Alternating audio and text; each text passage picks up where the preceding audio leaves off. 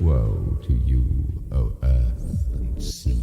It's the Hop Nation USA Podcast.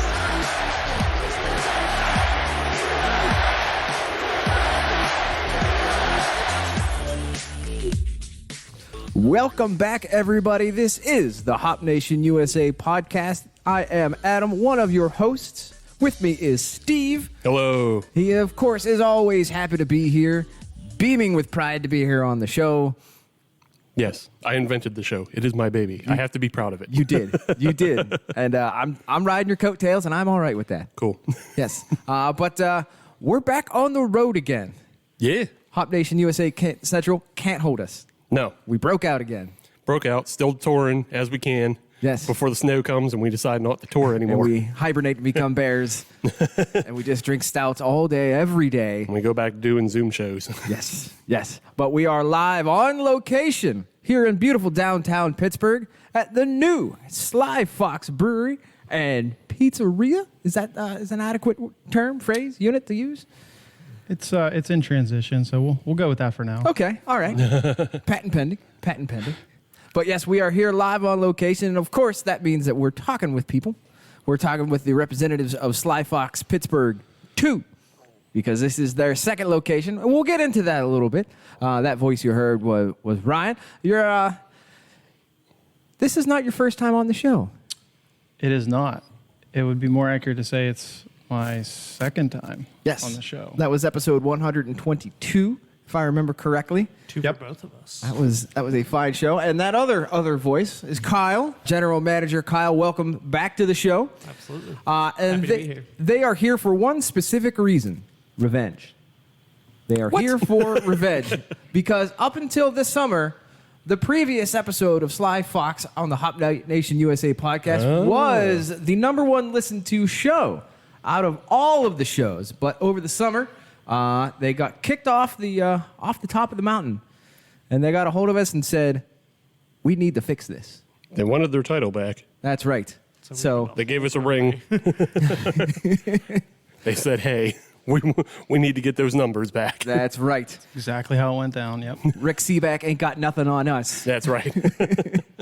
So yes, they are here to defend their title, get it back where they say it is rightfully belonging, and to talk about their new space. Because, Yes. by the way, Sly Fox is expanding here in Pittsburgh. Yeah, and it's something that's been happening for a while because we had originally talked about it on episode 122, and if you can do the math between 122 and 226, that's a lot of weeks ago. But yeah, it's finally underway. It's very close to opening up, and it will be an official brewery space here in Pittsburgh. So with that, though, if we're at Sly Fox, that means we're drinking Sly Fox beer. Yes. And with that, I'm going to turn to Ryan and let him introduce the first beer that we're drinking here tonight. Awesome. Yeah, thanks, guys. So we did a little bit more mainstay beers from Sly Fox last time. I kind of wanted to go a little bit off the beaten path with some brew pub only beers and beers that we're really passionate and excited about. So the first beer that we're drinking tonight is it's called Dogwell Hunt. It is a hoppy lager. So it's dry hop lager, 5.5%, all good contemporary German hops in there.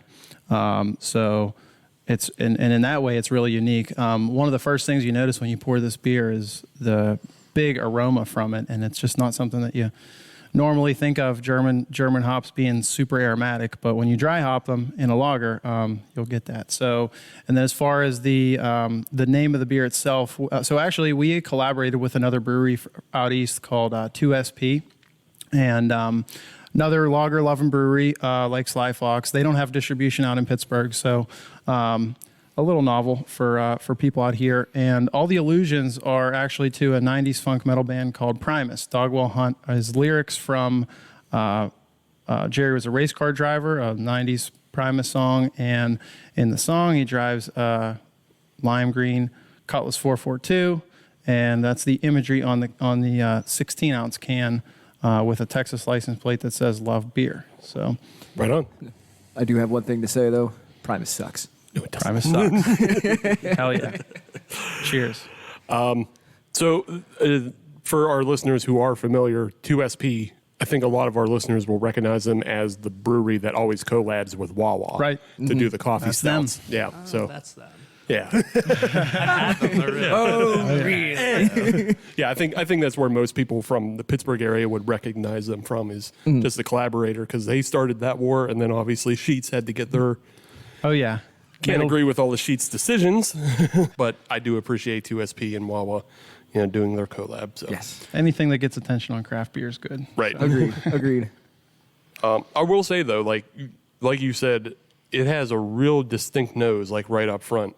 And you were saying it had like a lot of the classic German, so I'm thinking like Hallertau, right? Is that one of them? There's classic German hops in there, but some of the hops that were dry hopped with the late hop edition stuff is some contemporary stuff. And I actually don't remember what those were, but I know that Hallertau and Tettnang are included in this. Like beer. in the base for the bittering. Yes. Yeah. Okay. Yeah. That's what I was trying to get to, is like it's because those aren't really aroma hops that Right. people, but this does have like a big hoppy aroma on it. So I figured, was it dry hopped with something contemporary? And you said yes. So Yeah, so we got that. Moving on. that's In yeah. the nose. Yeah, and as far as like Tettnang and Hallertau, those are type of hops that like a lot goes a little way if you're trying to do anything aroma wise. So, but it's still, whatever these hops are, they definitely have that German element to them where it's earthy, spicy, grassy, nuanced, as opposed to the American bitter hops that you see in Right. American IPAs. Yeah, I'm not getting a whole lot of citrus or pine on either way. It is definitely more of that earthy herbal. So it's a dry hop lager. Was there like a specific lager style this was shooting for, or like as a base and then dry hopping it? Because it's definitely not a Pilsner. I can tell you That is that. correct. It has a lot more body, Yeah, I think, than a it's Pilsner. a lot thicker. I would say, maybe Helles, because it's still very like straw and golden. But I don't know. I'm looking. I want answers. Sure, We all no, want answers, Steve. I think it stems back from our relationship with 2SP is for those that don't know, Sly Fox has been a brewery that's been around for 26 years, and we love making the classic German styles, drinkable beers, and those are the lagers of the world, and this is something 2SP is obviously excited about too. And by the way, they make an awesome Pilsner as well. So what we wanted to do was do something unique. I mean, the fact that we're collaborating together was unique. The fact that we both like lagers is a little bit unique, but we both make Helleses. We both make more popular lager styles. So we wanted to try to paint outside the numbers as much as we could and still, be respectful. And I think this is a really good impression of, what we were going for. So Yeah. With our lagers, a lot of the time, I think that they're nice, easy drinking lagers, and this one definitely gets right in your face and goes, "Here's some hops. You're Yes. gonna taste them." Yeah. That was the first thing that I noticed once it was poured up was the nose was, it made no bones about what it was. Yeah. It was very upfront. Yeah. I find it really drinkable though. It is. It is. I mentioned how I know it's not a Pilsner because I don't particularly care for Pilsners. I always find them like dry and crackery, and it's just not good for me. It's why I got out of drinking macro, with the exception of Guinness. Wow. But these are, this beer is, like you said, it has a lot of body to it, and then also it just has a lot of good hop flavor to it. But it's not like fucking crazy. No. It's not a crazy beer. It's No. it's a nice, easy drinking, like you could drink this anytime beer. Yes, it's interesting without being over the top. Mm-hmm. It's a good craft beer for a craft beer drinker that's just doing whatever. Yeah. Yeah. couldn't agree more. Couldn't agree more. I think this is both advanced class, because anybody who's like a super fucking beer nerd would probably want to dive into it and maybe try to take it apart. Yeah. Or like if you're a casual, this is fine for you too, because it's not going to. It's not going to confuse you. Yeah, it's not going to confuse you, and it's not too far out of like what you've probably come from drinking. Yeah. So you're good there. I think it's maybe just like that middle section of people who are still obsessed with sours and gloop glop garbage. This might not appeal to them, but it might convert them too. Yeah. Sure, no. And just to elaborate on what you said a little bit, I think what I appreciate about these styles in general is it doesn't beat you over the head with its flavor. You kind of have to go and find it. And I think it gives you a little bit more benefit of the doubt, when you have a beer with subtleties and nuance like that. And I think the most expressive part of this beer, honestly, is when you see it's a lager, you pour it in a glass and you get that aroma. That's Yep. Well, it's like you're saying, it's a good approachable beer, but then there's also those moments where the beer nerd gets to go, what is that hop? Yeah. I need to figure this out. Yeah. like little mini knuckleballs in there that you gotta figure out. That's a good beer name right there. Mini knuckleballs. Mini knuckleballs. Heard it here first. It sounds like Adam just throwing fistfuls of Fuggle Yes. Yes. and East Kent Golding into a lager. You know me so well. Yeah. Cool. Yeah. Otherwise, good beer. People should check it out. Get it where you can. Thank you. With that, though, we're going to move on. We're going to learn more about the space that we're in currently, because we are in downtown Pittsburgh in this giant-ass building. It's known as the Terminal Building. Yes. But you guys have carved out your space next to a gym, which is great for some people, and other people will just skip the gym and come right here. Too much reality. Yeah. Two of those people are sitting at this table right now. Yeah, fuck a gym. Kidding me? But yeah, why don't you tell us more about the space that we're finally in? We talked briefly on it on 122, but now it's a real reality. So why don't you get into it? Sure, awesome. So as you mentioned, we're in the historic terminal building in South Side of Pittsburgh, and just to back up a little bit, so this was the largest terminal, I believe, the largest terminal between New York City and Chicago for a long time. It was built before the turn of the century, and I believe it's a historic landmark. So for us to have the opportunity to enter this space, I think right off the bat, it already has so many unique possibilities, and some of the stuff we're doing is really going to accentuate a lot of those unique elements, and it's kind of has a little bit of an industrial kind of feel to it. There's actually still real industrial things happening like to the left and to the right of us, so that definitely has that authenticity too. So yeah, we're really excited how it's come out, and I mean, I really can't think of a more unique satellite location for a brewery. Once this opens and people see what we did here, I think people will be really impressed. Yeah. I mean, like the purpose of the terminal building, for anybody who isn't aware, is like we're right along the river and the train comes down the river, and this is where like the train would unload everything. And then you can see within the building, you were just talking about how there's still industrial things going on. Like there's a whole shitload of loading docks. Oh, yeah. And that's for the trucks that would come in to either pick up or drop off, and yeah, it was a huge commerce area. This is pure Pittsburgh. Yeah, Right here. yeah. This is pure Pittsburgh. You get to hear the train go by all day long. You won't, audience. I'll edit that out, but we have heard the train already once. But it was a huge area for commerce, and now it's just it's been reappropriated for other commerce. Like we were saying, there's Sly Fox here. I think we saw a coffee and tea company. There is. Yep. Yeah. And then there's a gym, and there's like a bunch of other things that are going to be going into this space that are, more neighborhoody. Yes. Rather than just like transpo and everything like that. But yeah, that's pretty cool. Can you tell us more about the brewery space itself? Like how big is the brewing capacity in here? What can we expect out of the brewery? So I can speak on a surface level about that. We have Jon tonight who's going to be able to really give you guys the granular details of that. But I can tell you that we did purchase a new 7-barrel system. So typically like the yield with that would be, 14 half barrels if you were going to do all half barrels with that, depending on the style that you do. So, for us, we have our production facility in Pottstown.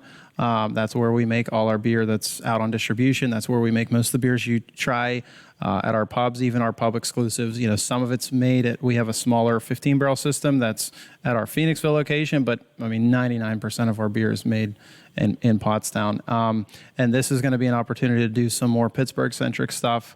And we're really excited about having Jon on board, with his background and, I think how he's come to understand Sly Fox, and even how he's always appreciated us as a brewery. I think he understands what we are and, how we can kind of integrate, what we do and our message into some unique Pittsburgh kind of novel beers. So right on. And we'll get to learn more about Jon in the second segment. And we'll get to learn all about the plans for that. But, and oh boy, do we have questions. Yeah, we have a lot of questions. But Yeah, the other side of this is that it's still going to be a restaurant space, and you're still going to have food running through here. If you've been to the Riverview location, you have a nice pizza kitchen going on there, and there's some definitely good pizza coming out of there. We're eating pizza. Yes. Which you also don't hear because I've edited it out. But Kyle is the GM over there, obviously, and he's been on the show previously. So why don't you tell us what you've learned since the last time you were on the show, and what we can expect out of this space. Well, I've definitely, just from the terms of Sly Fox, just really gotten to appreciate the brand more and more, get to try all the different one-offs. We really got out there with Haze Fix, and that's been all over the city as much as Ryan can sell it. It's going out as fast as we can get it in. So I've really learned to appreciate those style of beers and get that in. Food-wise, it's going to be a lot of the same, but a lot different, too, because we'll have a full kitchen here. So we're still going to have those great pizzas that you are definitely eating on the show, but we're going to edit out.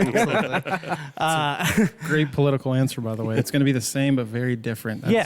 Well, you're going to get the classics. The pizzas will be very good, but we're going to have a grill and a fryer and actually get to do a lot of really fun stuff and just things we couldn't over there, and that'll hopefully spread a little bit, and we can send some stuff back downtown too. And no, I mean, having said that, I think, when you see the space, I think it's like something like 1,600 square feet over at Riverview, and for what you guys are able to pump out at the kitchen out there, it's really impressive. The range, the menus range, and the quality, and it's like everything's done right there, like 5 feet in front of you. So to have this space and this much space and creativity, and I can't wait to see it. Yeah. So is there anything in particular on the menu that you've been kind of jonesing to get into?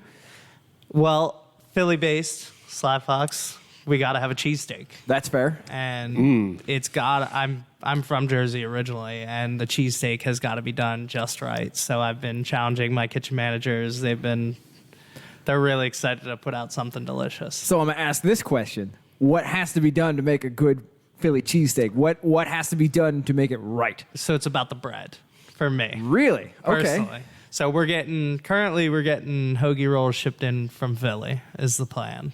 All right. Now with supply and demand and everything now, getting food is questionable. I mean, there are plenty of bakeries here on the south side, and it may be possible to just teach them how to do one right and then get them to make it for you. But I understand. Is it going to be Wit Whiz or? That was my question. All right, we were going to go 3 for 3 on that. Yeah. So we've been back and forth. I'm a provolone guy personally. Okay. And I believe Same. that is where we're headed. Big time. That's what we do at our other locations. I think you'll service the community better if you do it with Whiz.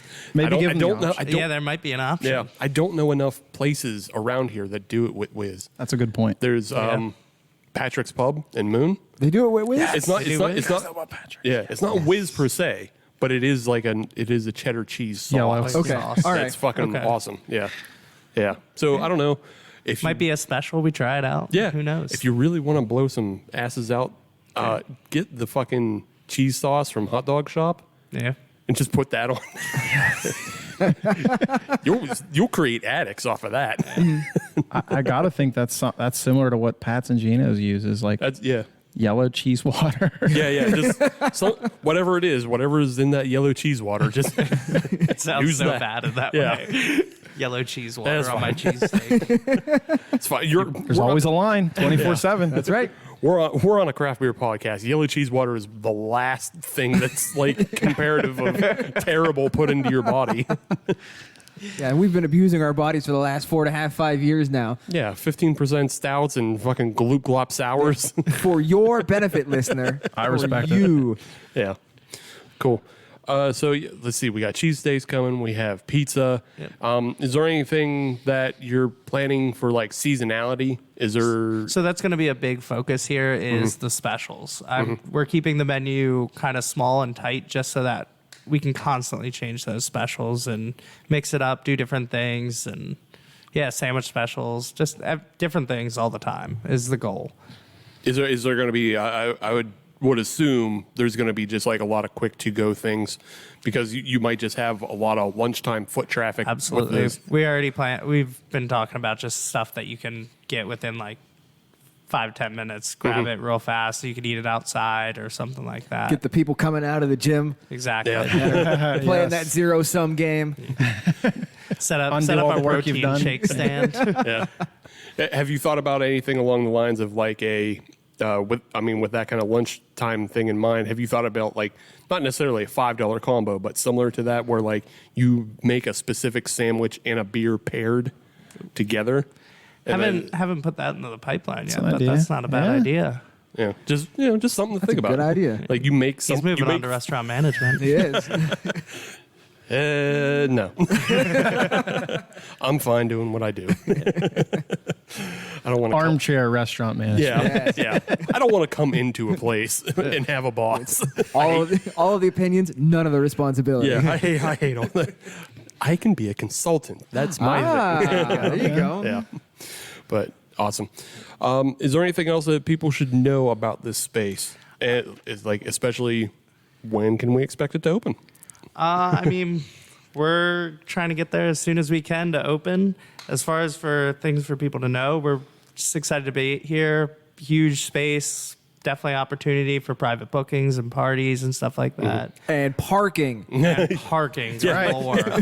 2 hours free parking in the garage right there. It'll be a short walk, perfect for the winter. I would just put that out on Twitter and Instagram like every Constantly. 3 days. Yeah, parking on the south side. Yes. Holy shit. Yeah, we had a little segment last week where we're building a brewery and we're talking about, parking is a big thing for breweries around here.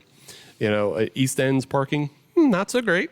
And then we're talking about Rock Bottom has, the big giant lot that Infinite, shares with everything. City versus suburb. Right? Yeah, this is definitely surprisingly a good amount of parking, especially on the south side. Yes. In the city, right? Yeah, in the city, you'll be In-city good. Parking, and it's covered. Yeah, Covered parking. There's the 2 hours free parking inside, and there's there's spots always Right. outside too. Right. So And that's the other thing is if you want to be here more than 2 hours, outside, this is not just an inside space. You guys have a nice deck going out with a beautiful view of the city. And not only that, your licensing, as I understand it, extends out as well onto the deck and into the common space a little bit. Is that correct? that is true. You will be able to take your beer and hang out in the common space and out the tables there. That gives you room to spread out a little bit. Yeah. And we're not headed into the months for that. But Listen. you can look but the audience can look forward to it. And the other thing they can look forward to is like if you're a person who frequents the bike trail, Yes. that's down this way. You can also come down the bike trail and then stop at Sly Fox. You'll see it as you pass Yeah. because you'll see people outside having fun. I don't know any bicyclists that hate beer. Yeah, no, most of them are into it. Again, playing that zero-sum game. Yeah. So, yeah. Pretty cool space. I'm excited for it. It's definitely something worth checking out. I would say, especially for us older folk, because we don't have to go further down into the dangerous parts of South Side. This is a whole, The blackout sides Yes. is what I would call it anymore. With the youths. I'd like Yeah. this to be the starting point, and then Oh, yeah. This is a great starting point. It's also a good starting point for, it's a little more of a walk, but you could start here and then go to the Riverhounds if you want to. Yeah. But I would, this is a place that I would just come to and not go to the blackout bars that I used to. I would start here and then just end here as well. Yeah, go home. And everything in the middle also here. Yeah, We go love home. that. But with that in mind, though, let's come back to the first beer that we were drinking. Yes. And it was the Dog Will Hunt Hoppy Lager. I drank all mine and it's gone. So Me too. So that says a lot right there. tells you a lot about that beer. But it is, it's a really easy, super drinkable beer, and it's 5.5%. Like you can't go wrong with that. Right. I enjoyed it a lot. I enjoyed it as well. The hoppy nose was a bit much for me, but that's not my jam to begin with. Yeah. But going in and drinking the beer in and of itself, well crafted beer. I liked it. Somebody handed me one, I'd drink it. Yeah. And then I'd probably drink another one. Yeah, it's a slight bitter back end, but it doesn't like build on you the way an IPA would. Correct. Yeah. Correct. This is another one where if you're trying to get somebody onto the IPA side, start them with this. Yeah, you could start them down this path to do IPAs, or you can get somebody off the path of macros because it still has like a big multi body to it, and it has just a little bit of hop. Like it's, I don't know, it's the way you compare like a McDonald's hamburger, which is just like trash, and then like a hamburger you made at home. You taste everything that you actually you taste the meat, you taste the fresh vegetables that you put on your hamburger. It's not garbage. Yes, it's not just a gloop. Everything works together. Yeah, it's not some frozen mush that was thrown through a... By some 16-year-old kid who doesn't want to be there. Exactly, yeah. So, otherwise, yeah, good beer. Enjoyed it. Or we're going to take a break, and then we're going to talk to the brewer, Jon. And we're going to get to learn a lot more about the future of Sly Fox here in Pittsburgh. First Sip Brew Box is a one-of-a-kind subscription service for craft beer lovers based right here in Pittsburgh. Every month, First Sip will send you a box full of craft beer enthusiast essentials, including t-shirts, glassware, and even food. Right now, our friends at First Sip Brew Box have an offer for you. Just sign up for a 3-month subscription and get your 4th month free. Just enter the code HOPUSA when you sign up at firstsipbrewbox.com. That's HOPUSA at checkout to get your 4th month free at firstsipbrewbox.com. All right, welcome back, everybody. We are here live and on location at Sly Fox 2. This time it's personal here on the south side of the terminal building. It is. I'm Adam. That's Steve. Hello. Ryan's still here with us. I am. It definitely is personal. Yes, it is. But we kicked Kyle to the curb. We said to hell with you. So get out. What have you done for me lately? That's right. No, actually, we're really happy to have him on the show. I wasn't. He was back talking about the cheese. Look, I'm going to talk to him. I'm going to pull him aside later and say that we got to offer both at first. Just A/B test. A/B test. Sure. See which one does better. That's all. That's all you got to do. And when that happens, let us know. We'll stuff the ballot box. Yeah. We'll get it taken care of. Souse. So that means we have 3 mics filled and we have a 4th one to go. And of course, we can't just let a 4th mic go empty on this show. So we have Jon. Jon, who are you and why the hell are you on the show? Thanks. Yeah, I'm Jon Ross. I'm the brewer here for this new location. Joined Sly Fox a few months ago. Been a longtime fan. I think they were the 2nd brewery I ever went to, 2nd or 3rd. Excellent. When I was first getting into beer. So yeah, I've always been a big fan. Never thought I'd work here, but it's pretty awesome that I am. So, Right on. yeah. Well, welcome to the show. Thanks. Welcome to the show. So you've already picked up on the fact that Jon is from the other side of the state. Yes. I appreciate how you addressed it as the other side of the state. I mean, Well there's, put. Yeah, there's New Jersey, and then there's the other parts of not New Jersey quite yet, and And then State College. then State College, and then here. But yeah, we're going to learn a bit more about Jon all through this segment and what his plans are for the brewery and what he knows about brewing and all those things. But first, we got to talk about the second beer that we're drinking from Sly Fox down here at Sly Fox. We don't have to. We get to. Sure.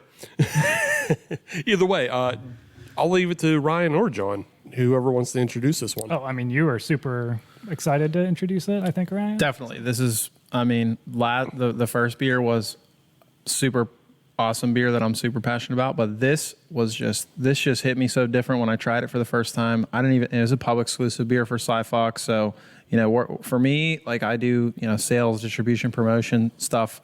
I'm selling more of the more widely popular beers. And so I don't always even get a chance to see like what we have as brew pub only beers. And sat down at the pub one day and I saw this and I was like, well, dry hop wit beer, I absolutely must try it. So Well-Intentioned Wit is the name of the beer. It is a American dry hopped wit beer, and the hops that we used to dry hop the beer were the Pink Boot Society, this year's Pink Boot Society hop blend. People that know what dry hopping is and what a wit beer is, like combining the two elements is not something that you see done commonly. And I think this beer is super expressive and super unique and really well done. and it's just what a change up this beer is. A wit beer, traditional Belgian style beer that's an unfiltered beer that has similar to like a German wheat beer. It's actually really similar to a German wheat beer. It just has a little bit more of the spice element, I think, on the back end, which is what was really neat actually about wheat beers in general. That a lot of people don't realize is that. So you have yeast. Yeast is an important part of beer, and I'll try to be as brief as I can with this. But this is how excited I am about this kind of stuff. Get into it. Go for a deep dive. I appreciate that. So it's so most beers, yeast comes in with the purpose of fermenting the beer, and then that's it. Most times you don't want yeast to impact flavor of a beer. However, one of the few exceptions to this, and actually one of the oldest styles of beer that we still drink is wheat beers. And this goes back to the time where the yeast when you brew it under a certain stress condition, the yeast actually imparts some flavor. They're called phenols and esters, and they're chemical compounds basically that have certain flavors that are similar to other food flavors that we're familiar with, like banana and clove. And I just think it's so cool. Like as a link back, this is kind of, like I said, one of the oldest styles of beer that is still really popular to this day when, before people even knew what yeast was. And now it's so under control and such a non-element in most beers that when you do have a beer that has flavor contributed by the yeast, it's really different. It's not usually where you get flavor from. So anyway, I digress. And then on top of it being dry hopped with American hops, it's just like, it's a roller coaster of beer. I love it. It's all uphill too. Yeah, I'm a big fan of wits in general. I'm also just a fan of Belgian beers. Mm-hmm. And, like Ryan was saying, a lot of the time, the yeast will impart flavor. The other one that you could think of as far as wheat beers getting flavor from their yeast is Hefeweizens. Oh, yeah. Which is more of a German version of a wit. Yep. But, this beer, again, it has a bright floral nose on it. Which is outside of the norm of a wit. But still, it fits. Yeah, it still fits. It's not that it doesn't work. I'm just saying it's outside of the norm of what you should expect. Mm-hmm. But just to clarify a little bit, that the 2021 Pink Boots blend is it's Laurel, Exaka, El Dorado, and Idaho Gem hops. So not things that Adam would particularly be a fan of because it's a pretty it's a close 12% on the alpha acids. That's pretty high for Adam. Yeah. I like it down at a 4.5 myself. Yeah. Sweetness on the back end helps a little bit with this beer, I think. It does. And since it is a wit beer, it's going to have a nice cloudiness to it. It is not going to be a clear beer whatsoever. No. Nor should it be. No. Makes it cool, right? It does. It does. Unfortunately, and this is just unfortunate on a personal level, is that we didn't get to see it poured out of a can or anything. So we, it came out of a growler. So it did have some head to it, but I have a hunch if it came straight out of a tap or if it came out of a can, it'd have a little bit more head on it. Yeah. But I mean, what I have is, it's pretty it's pretty, light and fluffy. Oh, yeah. In a way. So it's I mean, it wasn't a dud coming out of the growler by any stretch of the imagination. No, but, I don't want people to think Ryan's pouring us flat beer. No, not at all. No. As much as I tried. These guys are going to get it. Show them. But, good beer. I like it. I'm a fan. Yeah, I enjoy it too. This is something that you could trick Haze Bros into getting into. If you didn't say it was a wit, you just tell them it's a hazy IPA. There's not enough hop flavor on it to make it like a true IPA at all. Yeah, which it's not trying to be. No, nor should it be. It's not what it wants to be. Right. It's a wit beer with a little bit of dry hop, the same way the last beer we had was a lager with a little bit of dry hop. It's its own thing. But you could definitely trick Haze Bros with this because their palates are shit, so they wouldn't know. They wouldn't know that they're not drinking an IPA. I feel like there's a T-shirt idea in there somewhere. Their palates are shit. Yeah. No, I love your idea, tricking them into drinking this beer and telling them it's I love that. Yeah, but I mean, otherwise, like the beer has like a nice big mouthfeel to it. It is super soft, and the hoppiness isn't overstated in any way. It's not even as hoppy as like the lager we just had. No. It's just it just has a little extra flavor profile to it. And I think that works well with the wit, because a wit is not supposed to be some highfalutin beer that, it's supposed to go balls to the wall. Right. It's supposed to have a little bit of nuance to it. And I think the dry hopping added just the right amount of additional nuance to it. Also, there's a lot of wits out there that have like citrus and spice added to them by more natural ways of like orange zest, orange, coriander, other ways like that. So this is just playing on the style a little bit more, and I don't think it's too far out of the style to begin with. No. I just think but it's pretty easy drinking. Did you say what the ABV was on this one? I'm gonna guess it's 6.5. I don't think it's that high. I think it's 5 something. Sure, Okay. I'll take that too. As long as it's over 4. Definitely. I'm not BJCP certified or anything, so I accept anything between 5 and 6.5. It's Sure. 5.6. So. There See, you go. sure. I knew there was a 6 in there. I just didn't know where it was. If you told me it was 7, I'd be like, no, that's not a wit. You made something else. That's a double wit. It's just a regular Belgian. But yeah, good beer. Enjoying it. We'll continue to enjoy it. But in the meantime, It's time to talk to the brewer. yes. All right. All eyes are on you now, John. I can feel it. Yeah. So as Ryan had already been talking, with the first location they opened in really like the heart of Pittsburgh, that wasn't a brewing space. They had to bring beer in, but this terminal space was always in the works of being an actual brewery for this side of the state. So now that they have the space and the space is underway and it's close to opening, they have a brewer for that space, and that brewer is Jon Ross. John, why don't you tell us a little bit about your history? I know you've been working in PA for a while. Yep. And you've been working in Pittsburgh as well. You have some experience, but tell the audience what that experience is. Sure. I guess we start at the beginning. It was home brewing. I assume, like most other brewers, they kind of get their start with that. It's just a hobby interest. And then at some point, you're just like, I could get paid for this. I have a lot of different artistic or creative hobbies. And this one just seemed like something that I was like, yeah, like I'll do this for a career. Like I used to do like painting and drawing and stuff like that. I don't do that anymore. I never really thought that seemed feasible to make a living with. Viable for money, I understand. Yeah. I mean, unless you're really, really successful, It's higher and then, risk, you make higher a reward, living. yeah. But so, and I don't know why I thought brewing would be super lucrative, but because that's also another thing you're probably not going to get crazy rich on. But no, I like it. It's a good fit for me. I like working with my hands, and actually seeing a physical product come out of something is really enjoyable to me. See, John's the other side. A lot of the time we run into brewers who were engineers in past lives. Okay. But we notice when you find duos of people, there's usually one who is like an engineer or a STEM nerd or some sort like that. And then there's a creative nerd, Yeah, somebody that's who what has like a musical background or somebody who was like a chef. Or a film background. That's not me. I'm not a brewer. Yeah. I'm neither a filmmaker or a brewer. I fucking make gifs and trash memes and edit podcasts. You make people happy. Good enough.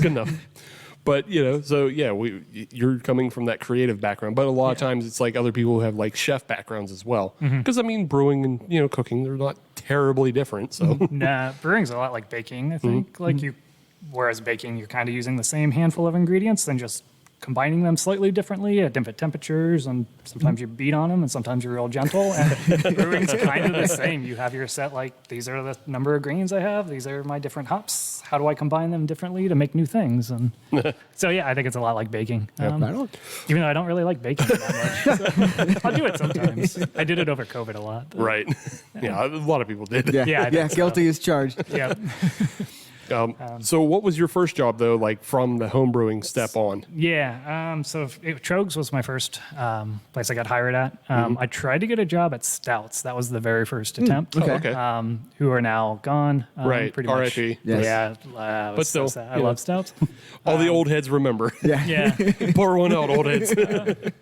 But yeah, I didn't know how to get my foot into the door at all. I didn't know.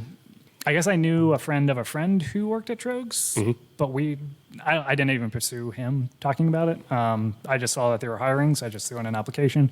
I have an art education background, so I was actually substitute teaching, looking for a teaching job at first. and pretty unsuccessful in that. Substitute taught for a while, but there are so many people trying to pursue education, and especially in like art, and there's only like 5 jobs for like 500 people.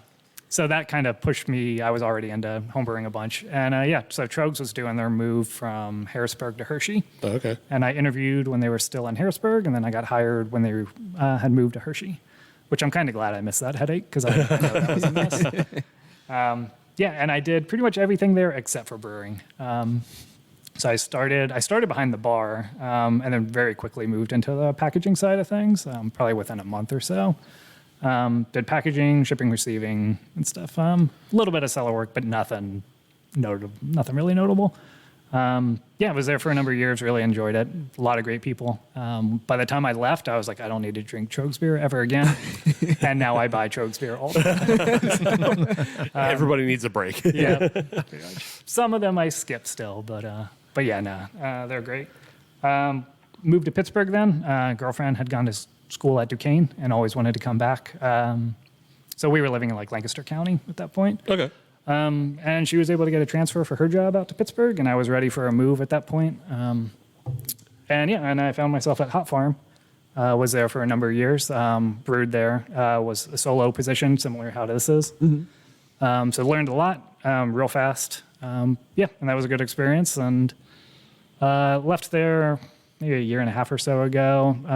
Actually left brewing for a little bit. Was just tried some other things. Was just like, I've been doing this for almost 10 years now in this industry. Let's just try something different. And we were into COVID, so it wasn't like COVID related or anything like that. But it was like, man, if there's a time to just make a weird change, who knows what's going to happen to the world? Let's just try it. Got out for a little bit, and then that kind of was just like, oh no, I do like brewing. Like, I think I want to come back to this. And then I found myself here, and I was like, when I heard about the job, I was like, this is every brewer's like dream position. It's like small scale, a lot of freedom, get to do what you want within the confines of the business, obviously. Yeah. It's good. That's awesome. Awesome. So, are there any particular styles that you like to focus on? I know, like, if you're coming to Sly Fox, obviously Sly Fox is into older styles. So was stouts. Mm-hmm. If you worked at Trogs, same there. Yeah. Hop Farm, same there. And did you have any overlap with Malcolm Fraser, who's, obviously really big in the lagers and everything? Did you overlap at all with him at Hop Farm, or? No, I did Okay. not. Yeah. I'm just wondering, but I'm kind of building a profile of what you might be into, but. I think there was another guy behind who came in after I left Hop Farm, and then I guess Malcolm said I've never met him. So he's going to make Warhead style kettle sours. Right. Okay. I just wanted to check. That's all. I am pretty traditional with what I like. I'm huge into IPAs, all variants. So we're going to make tons of IPAs here. We'll do sours. I guess kind of moving into Sly Fox, like what we're actually going to be doing here. When I interviewed for the position, I was kind of told kind of what it was, 7-barrel system, do some different things that Sly Fox doesn't traditionally do. Mm-hmm. And I was like, this is awesome. But if you're looking to go so far out there that we're like throwing cereal in beers, like I'm not the person for that. Like I'm not into that type of trend of stuff. Fair enough. I do like more traditional stuff, but I definitely like some out there things and do some weird combinations and just see what happens. And it's the right size for it. So Right on. we're definitely do a mixture of different things. But yes, Sly Fox has never done sours, so we're definitely going to do them here. Okay. If we can get some barrels, we'll do some like Brett stuff. For right now, it's just going to be kettle sours. We don't really have the space or the tanks to dedicate doing lots of different funk stuff with cross-contamination. Right. So it's just going to be kettles to begin with. But if we can get some barrels, we'll definitely do some more like funky, weird stuff. Told you. Yeah, and Roush beers. I heard Roush beers too. I love smoked beers. So when I homebrewed, God, I used to make so many smoked pale ales. I don't know why, but that was like my thing as a homebrewer. I just made smoked pale ales all the time. Nobody else drank them. It was just for me. I say, do you still have that recipe laying around that could be upscale? I could find something, but I haven't made one. Get into the archives a little bit? No, that's work. Just wait till they make it down here. We're definitely. That's what I meant. Smoked malt in some random stuff just to mess with people, probably. I mean, not unintentionally, but no, I do love Roush beers. So. I mean, if I can say a few words, smoked coffee stout. I don't think that's terrible. I think that would be good. I mean, there's one that's already been out there. Yeah. I just want other people to try it too. Spread the word. Yeah. Spread the gospel. Yeah, spread the gospel. If there's a Keurig for it, you're good. You're good to go. There's a K-cup for it. Steve's about to flip the table. And it's a heavy table. It's a heavy table and everybody's attached to it. I'm still gonna flip it. Now I know what buttons to push. Oh, good coffee, not bad coffee. That's funny. So are there any styles that you don't want to get into besides the Besides really the cereal trash. goof troop stuff? Yeah. No, not really. I mean, there's some stuff I haven't done a lot of that I would like to mess around with. Like, I really haven't done much Belgian stuff, a little here and there, but it's something I'd like to explore. Just new to me. And the grain bills are so, like, straightforward and stuff, so they're really, like, clean, but they're just, the character to them is so different. So, yeah, definitely like to do that. I'm trying to think of things I don't. There's really no beer style I don't like. I mean, my favorites are IPAs and Pilsners. Like, I know they're, like, two opposite ends, but those are, like, that. I love dark beers too. So yeah, a lot of like stouts and stuff, porters. Right on. But yeah, man, things I don't want to make. No. Which I know is a very difficult question to field. Yeah. Yeah. Because you don't want to go down that path of negativity. Right, and Yeah. you also just don't want to alienate like possible customers. Right, yeah. Right. Like, yeah, you're not gonna find that shit here. Go look elsewhere. Right. And there are some stuff I don't like as much as others, but if people want them, and we'll try it or make some other stuff. It's not just my playhouse. Like there's still a customer base. Yeah. Right. So we'll make quite a bit that I want to make, but it'll fit in line, I think, with what people want and with the brand. Like, we still want to be Sly Fox. We don't want to go so far out the wall that it's just like, well, when I go to the distributor and buy your stuff, and then when I come here, they're like night and day. And it's like, well, sometimes that might happen, but I don't want this identity to be like completely alienated Right. from Completely what the business off-brand. is. Yeah. I was gonna ask, like, I guess when they were hiring you, were they looking for somebody, I guess, within their taste as well, and were they kind of lenient with like the freedom that they're going to give you because you line up so well with like the way they already are? Yeah, I think so. I think we had very like minds immediately. I had a number of conversations before being hired, and with everybody, I was super honest of who I am and kind of what I want to do and what I like. Because the first time I talked with anybody, I was like, I'm not going to get this job. Like, it's Sly Fox. Like, to me, Sly Fox is like, they're, as I said, one of the first brewers I went to. Like, I have a lot of respect for these guys. Yeah, one of the biggest and oldest in the States. Yeah. So yeah, I was just like, I'm just gonna, say exactly what I think and believe, and They sort of had the it nothing to just- lose yeah, attitude. basically, yeah, because Right. why not? And yeah, we got along really well, and then that kind of everybody else I talked to was kept the same thing, and so yeah, I'm sure there would be like some we'll probably do some like R&D stuff here for our main production, Pottsville. Why wouldn't we? It's a chance to experiment. So. Have you picked out your first recipe to break in the new system? Yes. What is it? Pale ale. So pale ale. Oh, okay. Okay. I think makes the most sense because there's so many factors that I don't quite know how it's gonna play everything out. At this point, we're still getting everything installed, but yeah, the first handful of batches are just going to be learning the system, what it likes, what it doesn't, how much I can even fit into certain spaces and stuff. And I think a pale ale is just like it's a pretty straightforward recipe. And if it comes out a little not exactly what I want, it should still be a good product. So that's why I thought pale ale makes sense to me. Good way to tune everything in. Yeah. So it's like I don't think it'll be wildly off from what I'm looking for, but it's got some forgiveness to it. So that was my honest answer for why I picked a pale ale. Not a fruited Schwarzbier. No. Yeah. I mean, I guess if I really wanted to play it safe, it's like, let's just do a stout because there's so much going on that Right. it's going to mask anything. But, Right. but So, that's almost too much. Stepping into a little bit of a wider scope, since there are 2 Sly Foxes in the near future, will those beers be available just here in the terminal building, or will they be available in both facilities? Yeah, it'll be both for sure. Yes. Yes. Yeah, it'll go to I mean, both. in a straight line, we're across the river, but in a straight line, we're like only like 3 football fields away from It's not far from at the all. hotline. Yeah. So Is there any plans to also like can and distribute as well, or is it also just going to be distribution as far as like taps? So there will be a little bit of distribution for the draft. So I think part of making the most out of this novelty size brewery is to get a little bit out there at some of our good bar partners that we have. And, I think it'll be a good way to kind of get the message out that we are doing some different stuff, some Pittsburgh centric stuff. And, I'm just really excited to see, what direction Jon's going to take it, because I think what he understands perfectly is, who we are. And also I think you're going to do a great job of, walking that line of novelty versus, who we are, and being, how far to push the envelope. And I'm excited to see where exactly that is. I don't know, but I know you'll figure it out. Yeah. So I'm excited to see that. Like a sophisticated restraint, which sounds, I don't really like the word sophisticated there, but it's like a restraint, but in a way that's like intentional. Like, it's like we're going to go out there and do some odd combinations and some weird things, but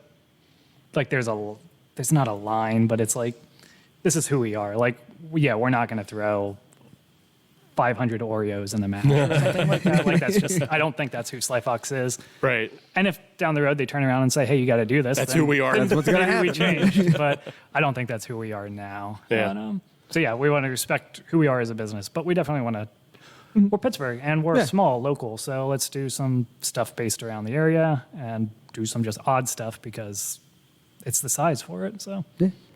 Can I just say that Sophisticated Restraint, another fantastic name for a beer. That is a good name for a beer. It is. That's a good brown ale or Dunkel or Oh yeah. Oh man. I'm already envisioning it. or nope. Oh, cool. All right. No, I was gonna say barley wine. No. But restraint does not go with barley wine. 0%. European barley wine, not American. Fine. Okay. Okay, yeah. Maybe a Belgian double could be sophisticated restraint, because Belgian, that sounds sophisticated. It does. But it's not also blowing the doors off by going to the triple or the quad levels of nightmare. It's only down 8%. Yeah. Unsophisticated, no restraint is the barley wine or the quad. That's just guns a-blazing, balls to the wall. Yeah. Awesome. Well, it sounds like you have a lot of good plans for Pittsburgh, and you're already saying with a sophisticated restraint, you kind of already understand the Pittsburgh culture from brewing and hop farm, so you know what Pittsburghers do like. Yeah. And so you'll be able to translate that pretty well in Sly Fox. So interested in see what you have coming down the line. Excellent. With that though, let's come back to the beer we were drinking, the dry hopped wit. What was the name on this, Ryan? Well-intentioned wit. Well-intentioned wit. Yeah, it definitely had some good intentions. I'm into it. Yeah.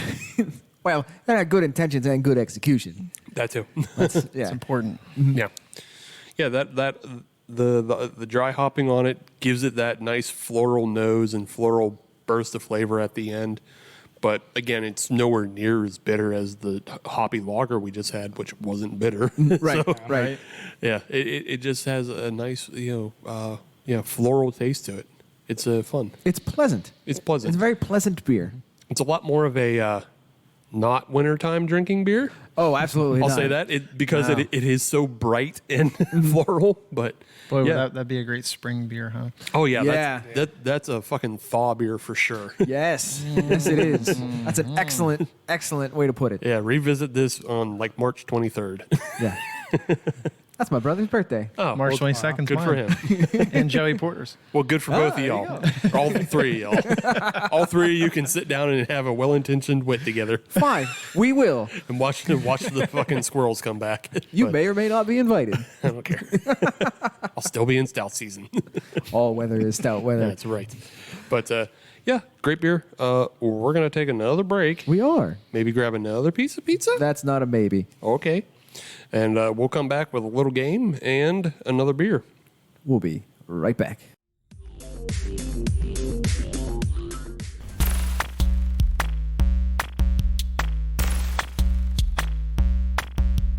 Hi, I'm Lauren, And I'm John. and we host the Beard Owl Podcast, the podcast where we talk about two of the greatest things in the world, beer and Weird Al. And a bunch of other stuff. That's right, Do you like nostalgia? Do you like sibling banter? Do you like beer? Do you like Weird Al? Are you human? If you answered yes to any of those questions, give us a listen. Become one of our loyal commenters.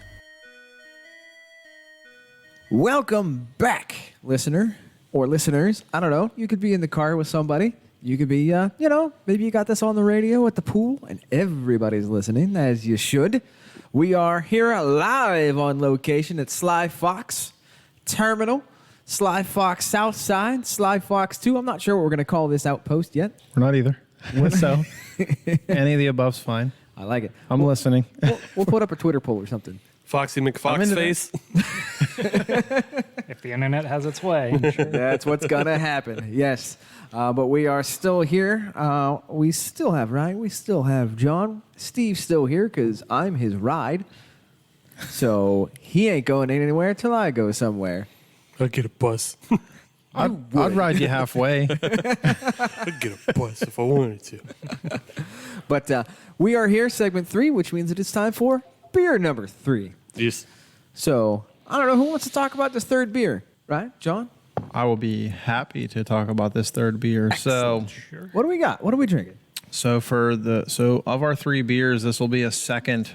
2 of 3 are going to be brewery brew pub only beers. And this is actually a beer that used to be a wide release for Sly Fox, but as a sign of the times, this is more these days a brewery brew pub only beer. Dunkel Lager, Sly Fox Dunkel Lager. There's no clever name or moniker with that. It's just Sly Fox Dunkel Lager, and it's Sly Fox's Dunkel Lager, 5.3%, classic German style dark lager. With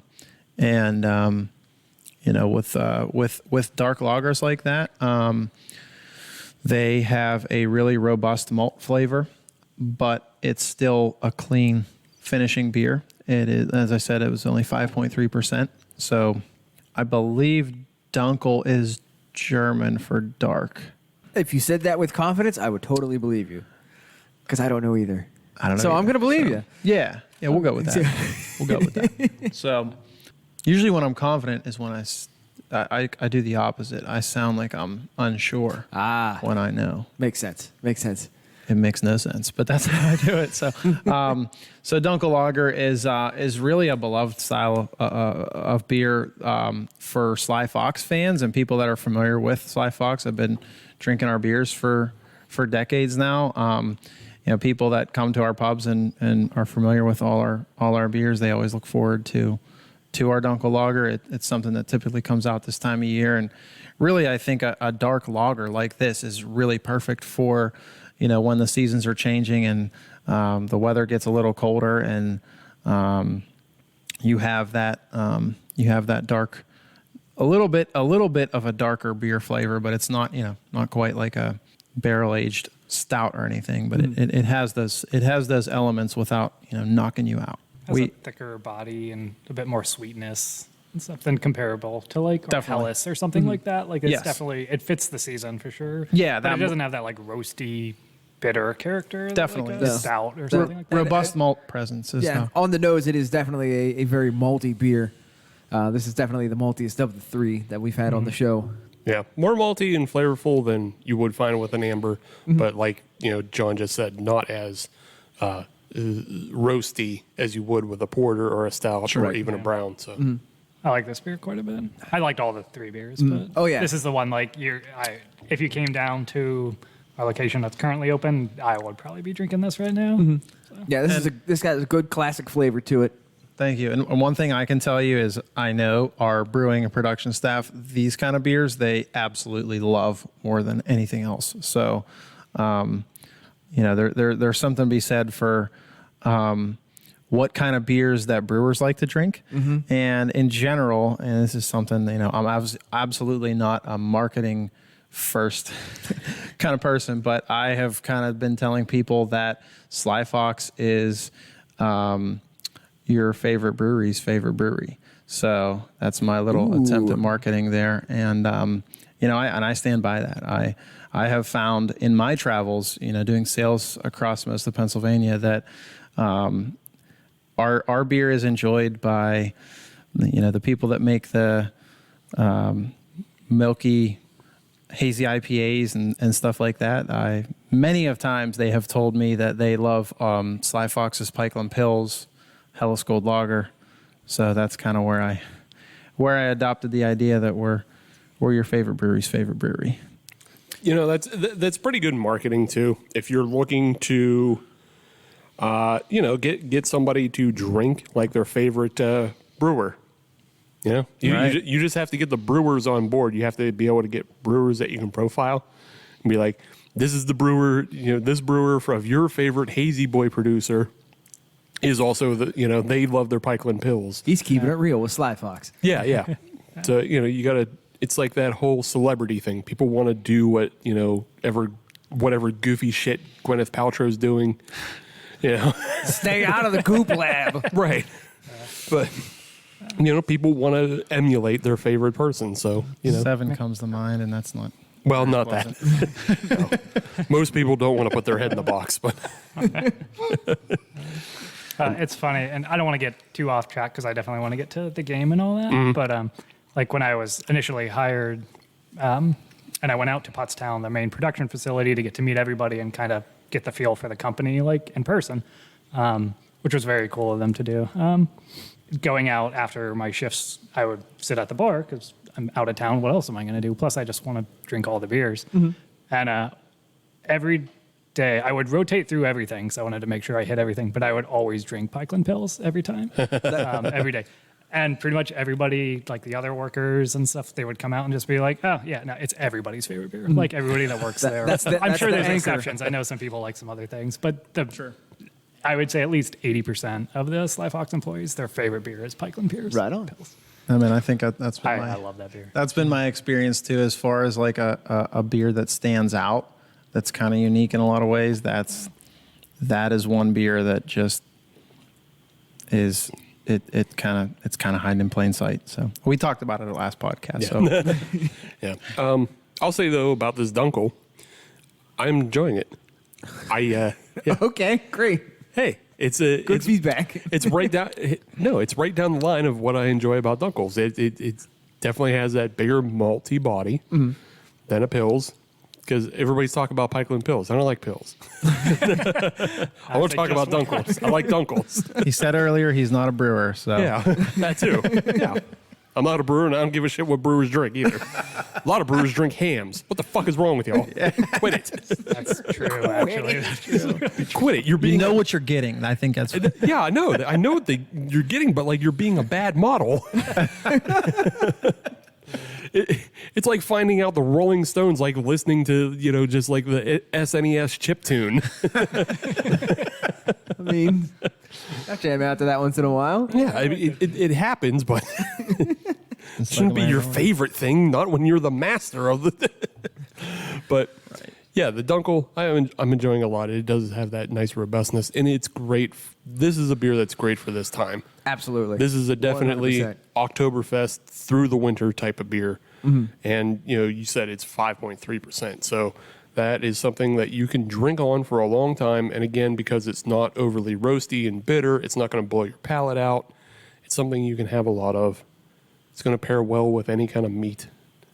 Or possibly something on the sweeter side of things. Yeah, we are drinking and eating something that's sweet. Somebody has prepared us the Cinnamon Toast Crunch version of Rice Krispie Squares. Is that yes. a thing? Yeah. Yes. So, so this was actually prepared at the Highline. We're at the Highline. This was prepared at the 300 location. We got an awesome madman in the kitchen. His name's Isaac, and I don't even know if it was intended, but pretty much ever since we opened that place, we've had some kind of cereal Rice Krispie dessert offered on the menu, and it just so happened that this is the dessert we had today, and I just thought it would pair perfectly with the Dunkel Lager, with the cinnamon flavors, obviously going with that little bit of robust malt backbone to this beer. I think that it pairs, absolutely perfectly, and it's notable too because typically, maybe it's even more my preference. I really don't typically like to pair beer with sweet food, but this works, and this is a rare situation where it does actually go well back and forth with each other. So, Do you think it would work better if it was made with the graham crackers and the malt, like mashed in? You don't have to actually do that. I think this is as close as I want to get to that ever. So I'll confirm what Ryan is saying, and just to pull back the curtain, the reason why they are able to talk about the pills so much is because I turned down my mic to eat some of the square. Smart. Yeah, but yeah, no, it really does pair perfectly because the beer accentuates those other flavors in it, and you get a nice bit of the cinnamon and everything, but it's not it's not overly, I don't know. It's sweet because it is a sweet treat, but it's not going to like blow you up the same way if it was just like a pastry Dunkel, which I've never heard of. If only we had a guy sitting at the table that had the capability and capacity to do such things. As already stated, would not do such a thing. But, Right. Yeah. See that you know. desserts stay desserts, and beer stays beer. Yeah. I'm going to cut him a check he can't refuse. I'm not putting cereal in the beer. But yeah, it's good pairing. It's good beer. Everything's good. Everything is good. Yeah. That's right. But speaking of beer and pairings, we're going to do something that we haven't done in a long time. We're going to do the pair down. The pair down. And we're going to do it specifically because it's Thanksgiving time. So we're going to do it specifically for Thanksgiving foods. But I'm interested. yeah, we have Ryan, who knows his way around marketing and servicing and pushing beers and, letting people know how to drink and eat their beers together and all that. And we have Jon, who's a brewer, so he should know all about tasting notes. What's funny is that my family eats Mexican food for Thanksgiving. Great. So That's fantastic. it's been a tradition since I was very little, and I still uphold it. And I think most of my family does, but I don't know if they all do anymore. But Great. Yep. Then All maybe right. I'll throw one in for you. That's I'll ask what pairs with nachos, but Everything pairs with nachos. that's true. well, Thanksgiving beer goes with Corona, or Yeah. Thanksgiving food goes with Corona. Yeah. But the way we do the pair down is I'll give you something, and in this case, it'll be a Thanksgiving food, and you tell me what beer you think pairs best with that thing. And so we'll start out pretty easy. Something I love around Thanksgiving, and it's not Mexican food. I eat traditional Thanksgiving foods, but I love sweet potato casserole. And so I'm looking for what pairs best with sweet potato casserole. I don't like sweet potatoes. It's like one of the few foods I like. It actually makes me like nauseous. I don't know what it is about it. Like there's so many foods as a kid that like as you age, you're just like, no, these are fine. Like I like tomatoes and onions and stuff, but sweet potatoes are just one of those things I've just never gotten over. Give me 1 second to try to think. Now, let me ask you this question. With the sweet potato casserole. So, how do you usually prepare your casserole? What sort of toppings do you typically put on yours? Just simple marshmallow. Marshmallow? Do you put any sort of like a crushed nut or anything like that on top? No, I don't do a crumble. No crumble. Okay, just a nice toasted marshmallow on top. Yeah. Okay. Well, you have to ask that question. That is, I know, it's Key. fair. Yeah, it's fair. I actually just saw the most recent Binging with Babish episode as compared to whatever this episode got released, which Ryan looks very much like Binging with Babish. But 100%. yeah, but he did a sweet potato casserole with a pecan crumble and Now the question was what show was or movie was that sweet potato casserole based on? it was Friends. Yeah, Gotcha. Okay. yeah. I don't remember the member. You know what? That's 10 seasons worth. I can't get you down Yeah, to who a single cares? episode. Who fucking cares? It's 10 seasons of a show from the 90s. Who gives a shit what episode it was from? It just was. People from the 90s. Or people from the 90s. I don't care about that either. I live in the now, son. And right now, I need you to tell me what pairs with sweet potato casserole. Ooh. I'm going to say a porter. Mm-hmm.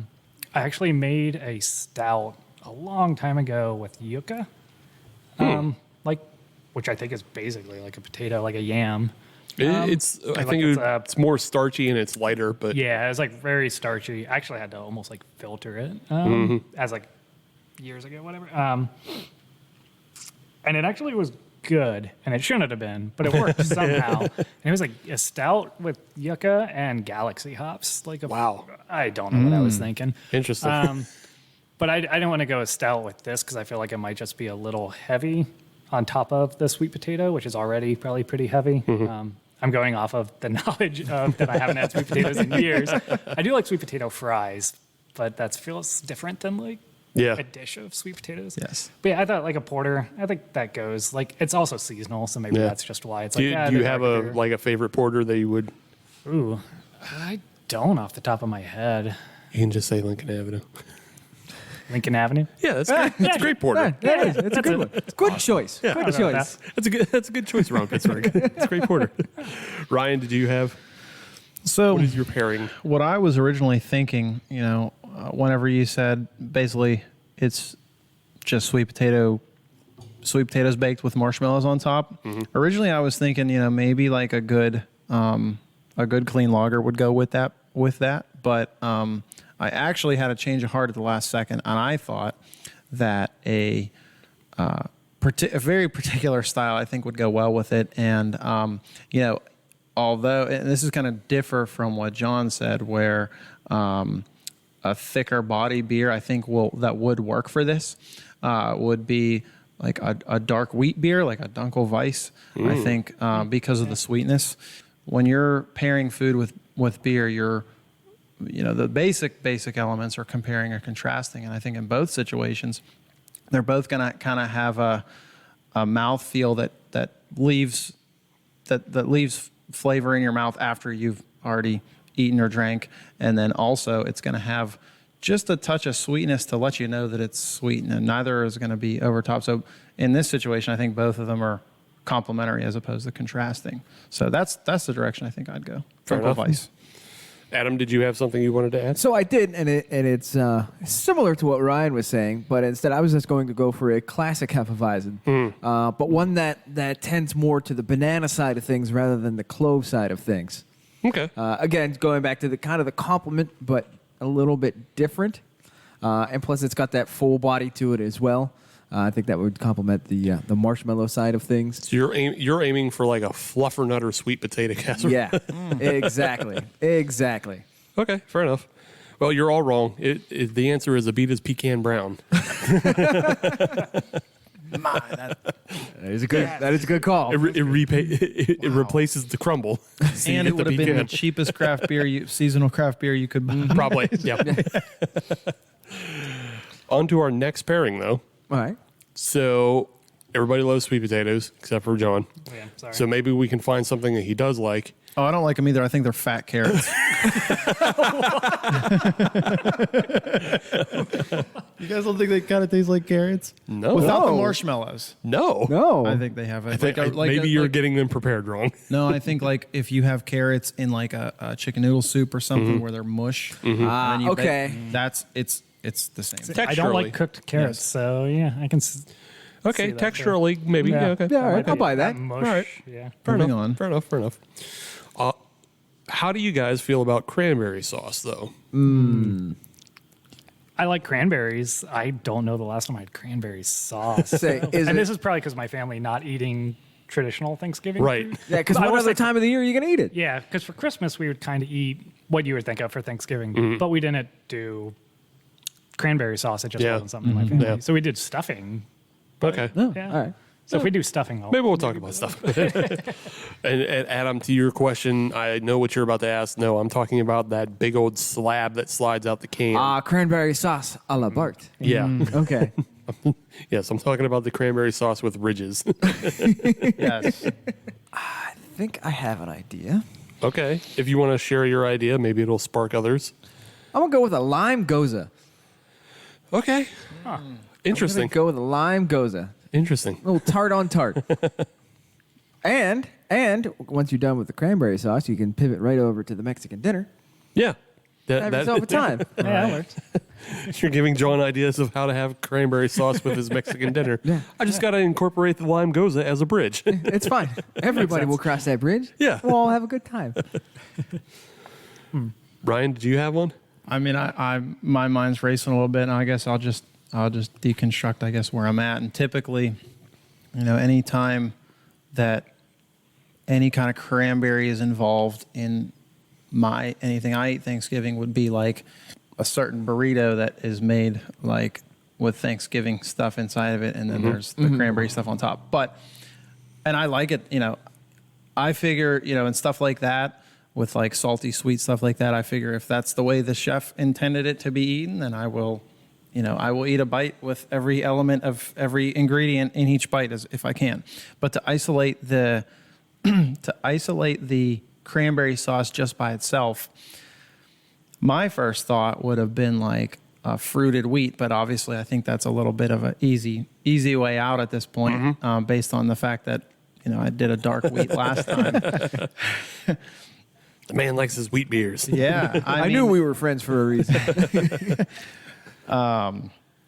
So I actually think I'll kind of only take a half step away from that and say a Belgian wit or maybe even a grisette would go well with that. Ooh. Because grisette beers are kind of like they start off kind of like Belgian wheat beers and kind of finish dry like saison. So I could imagine that being an interesting whirlwind of flavor that goes on. If you're eating cranberry sauce and then you decide to drink a saison in between bites of cranberry sauce, I think that would, I'd be really interested to try that. All right. John? I just said I don't know the last time I had cranberry sauce, and the more I think of it, I don't know if I've ever had cranberry sauce. Well done. So Well done. my guess, I'm doing great, I know, is just like a lager, just like a clean, something crisp, I think would go with like the tartness, and like a little dry. Cleanse the So I palate a could little kind of bit. see where you were kind of going with like a wit or something. Yeah, that's Like what I on the was thinking. Belgian side, that's a little bit more dry, a finish, or like a saison. But yeah, I'm just gonna go with the clean, straightforward lager, just All easy right. drinking. All right. Yeah, cleanse the palate on after each bite. I like that idea. And I think the tartness of the cranberry would cut through because there's not a whole lot you're fighting against, but I think Right. it would like enhance that tartness and just like bring it out. So Gotcha. that's Gotcha. what I'm going for. Did you have any like specific, either you or Ryan, did you have a specific beer that's on your mind that you would throw that way? Well, Ryan Geist makes a grisette. It's called Table Beer, and it's delicious. It is, one of the things about grisettes is that it's an ancient style of beer, but unlike most of the other ancient styles of beer, where there's like a classic contemporary that people can kind of measure their whatever their impression of it against, there's no grisette from back in the day. So this is a beer that was suddenly resurrected fairly recently, and it's really neat to try and see all the kind of the difference between all the different breweries that'll make them. And because some people lean it, some people it's almost a sour beer, and sometimes it's a Belgian wit beer, and sometimes it's almost like a German Hefeweizen. And I think Rheingeist does a good job of balancing it out, starting it off with that bubblegum sweetness that you get from a Belgian wit, and then I'm finishing with that dry, those dry kind of yeast notes that you'd expect from a saison. Okay. So, all right. Yeah. Sounds like a good suggestion. Yeah, I can do it. Too bad you're all wrong again. The answer is a Gloop Glop from 450 North, and then you have to decide which one is which. You have to figure out which one is actually the cranberry sauce. Your next pairing, though, the all-important turkey. Everybody loves turkey except for John. It's true. I'm vegetarian. So tofurkey. Tofurkey. Now, I do have a question though. What is if tofu turkey is tofurkey? What is tofu duck? Tuck. This is a family show. I'm just asking the question. I didn't ask him. I don't want anybody to answer it, but I don't have an answer. I don't. it's thought provoking. What if it's a blend of duck and female sheep? And it's to fuck you. I hate you so much right now. I'm awesome. So much. I like you more than I've ever liked you. That was off. That was off the cuff too. That was impressive. Yeah. I love that. I like that. Turkey. Yes. Fan of it? You've had it? I have. Yeah. Fell asleep afterwards. Fair enough. Pretty good. What would you pair?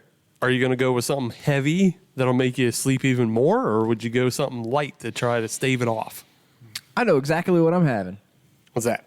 Cold Drip City by Spoonwood. Yeah. Because it's got that coffee, goosey a little bit, but it's still got that little bit of a lightness, so it's not going to drag you down. Cold Drip City, Spoonwood. Fight off the sleeps. Get at me. Yeah. I don't know. I like it. I like it. John, if you have it, if you have a tofurkey, I got an answer. Okay. I haven't. Sorry, I'm so bad at this game. Just because I haven't had turkey in 10 plus years. I'll say from one farm, Hop Farm, that I think would work with turkey because everybody said it worked really well with turkey, and it made total sense. We made cranberry sauce. It was a cranberry sour, like kettle sour with cranberry. Yeah. It was very good. I never had it with turkey, but it was one of, I think, the better beers we made there. It was a very good beer. We did some barrel ages of it, and it was awesome. Nice. So, yeah, I think that would pair very well with turkey. Awesome. Awesome. Ryan, do you have a pairing? Yeah, and I think I'm going to go in a direction, I wouldn't expect myself to go into, but I am thinking, assuming it's turkey with turkey gravy. Actually, it'll work either way, but I think Thanksgiving's once a year. This isn't beer I drink all year round, but I think a good old Southern Tier Pumpkin would go with some good roasted turkey. I'll buy that. I'll get into that. I'm not against it. Not Nor against it. am I. Yeah, not against it. Not every day. Because that would also lead into dessert as well. Yeah. Right. Yeah. Leads into dessert. I didn't even So think about that. if you're a pumpkin pie house, then yeah, it goes all right. This is a pumpkin pie house. I mean, even if you're not a pumpkin pie house, a pumpkin will pair pretty well with an apple pie too. So Oh, yeah. yeah, Of course, you have 3 or 4 of them. They'll pair with anything. right. They'll pair with another one. I've seen it happen Yeah. before. They'll pair with a warlock. How about that? But okay, yeah. You know what? I don't have a funny thing to say at the end of this. Oh, we did good, huh? Yeah, so We did good. Yeah, so I actually will disagree with Adam. I was thinking about, I drink some coffee too. Fucking turkey makes me sleepy. Right? So, all right, our final one, and I'll tailor this one to John. Doing some heavy lifting tonight, man. What would you pair with Thanksgiving bean enchiladas? Oh, Beano. with the green relleno sauce. Ooh. Yes. That's The green right Yes. That changes things a little bit. Green peppers. Yeah, not just the red sauce. Yeah. John, you're I'm gonna just have going to with my first instinct. You're gonna have to go first on this one. I mean, it's real easy to say like IPAs because they just go with spicy food and enhances that. But I think I'm going to go with like a golden ale or like a cream ale, something like that. Like not quite a lager, like a little bit more body and like brightness, like floriness to it. Yeah. But I think something like a golden ale. Like I'm specifically thinking of like Victory Summer Love. Okay. To me, I think would just pair like really nice. Okay. Yeah. Who wants to go next? Who has an idea? Well, I had an idea, and then you had to throw the sauce in there. Because it's green bean. Get it? It's green bean casserole, like the enchilada casserole. You're not wrong. Wrong, but not wrong. All right, I think I do have one. And it's from 4 Points. Oh. It's their sour cerveza. Oh. Okay. Yeah. Yeah, Great brewery. Yeah, great brewery, great beer. Yeah, it's a good answer. I've only had it once. Yeah. I hope they bring it back. Sure they will. Hint, hint. Well, hey, Adam put up a status on Twitter asking what to bring back. You didn't take your chance to put that down. I missed it. I was working or something, or Okay. sleeping, possibly both. But yeah, sour cerveza. All right. Yeah. Down to you, Ryan. So to be clear, you're asking me about green bean casserole? I'm asking about green enchiladas. Green enchiladas. Okay, Yep. okay, that's actually what I thought. Yeah, Okay. no, the enchiladas are bean, and then the sauce is the green relleno sauce, but it's like green beans. Admittedly, just to kind of sidetrack a little bit, and I think admittedly, it's a guilty pleasure a little bit, but I mean, some of the best food pairings and beer pairings, honest to goodness, just in general, is any kind of Mexican food with any of like the big brand cerveza lagers. Those are just, I mean, I could do that all day. So what immediately came to mind was Negro Modelo with that. But I think that's a little bit maybe too easy. Yeah, it's too easy too on the nose. Yeah, right. And the next thought, honestly, the next thought would have been, maybe even this Dunkel lager here. But again, I think that's too similar to Modelo. Because this style hasn't got much love tonight at all, I'll throw it in there just to perk whoever's ears listening that hasn't heard it yet. I'll drink an IPA with it. You got to jump on that grenade, huh?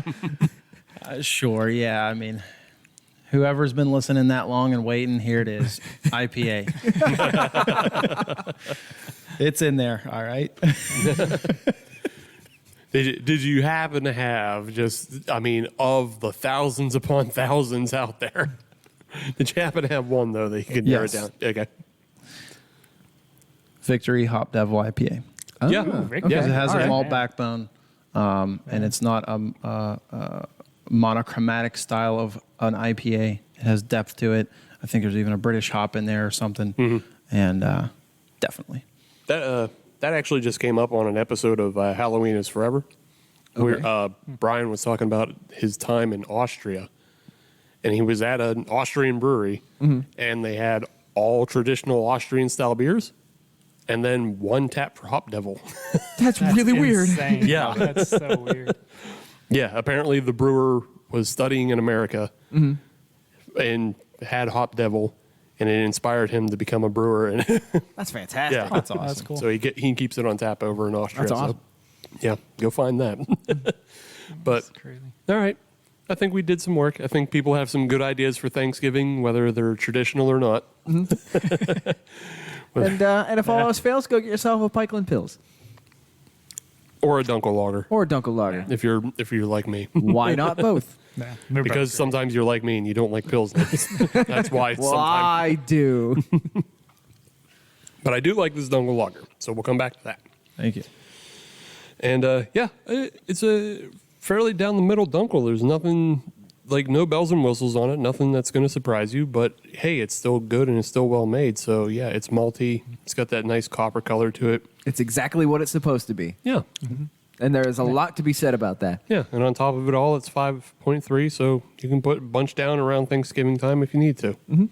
Yeah, I found this beer very enjoyable. I'm glad this one made the cut for the show. Thank you, guys. No, I am dying to interject really quick, and I just want to mention that beers like this Dunkel Lager is exactly what Sly Fox is as a brewery. We want to be we want to make beers.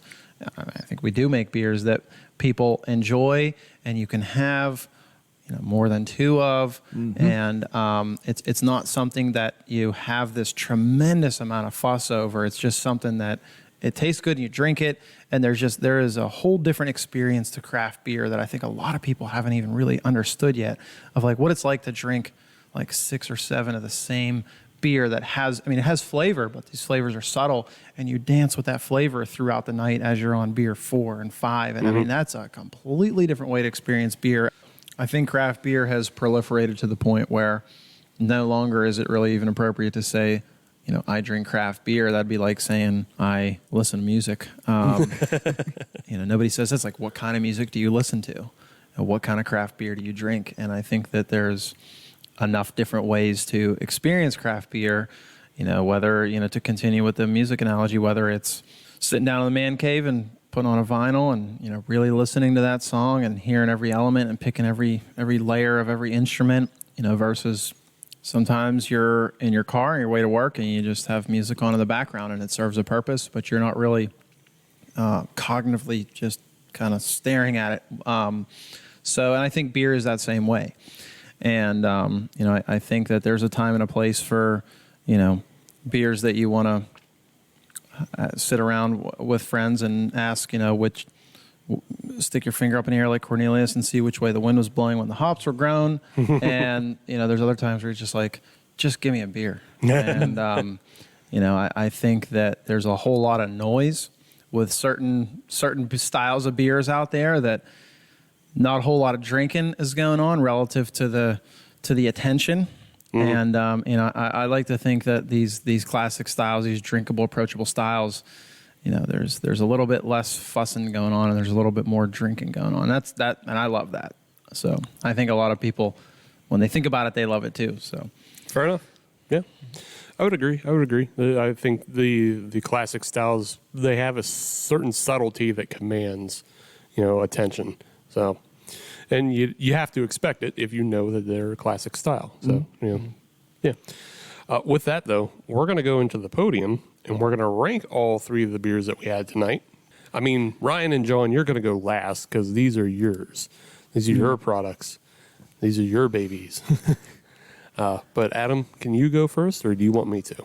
I would prefer that you did because I've got two that that are still fighting. Gotcha. For me, I enjoyed all the beers we had tonight. I will say, though, I'm going to put in bronze the Well-Intentioned Wit. It had some good intentions, but they just weren't good enough. But no, it's a good beer. My only problem with it is it's more of a springtime beer. It's it's definitely like it's a thaw. It's a thaw through the summer, and then you got to kind of put it away for the fall. Like it's too bright. But the brightness and the floralness, all of that works. It's easy drinking. And, it does have those subtleties that you have to kind of look for, what the flavor profile is. Now, I don't know if this beer is going to change in the future because it was made with the 2021 blend of Pink Boots hops. Maybe it's something that changes as those blends change. But, otherwise, good beer. I enjoyed it. But it's bronze. Silver, I'm going to give to the Hoppy Lager. It's harder for me to kind of choose that one to go there, but I will.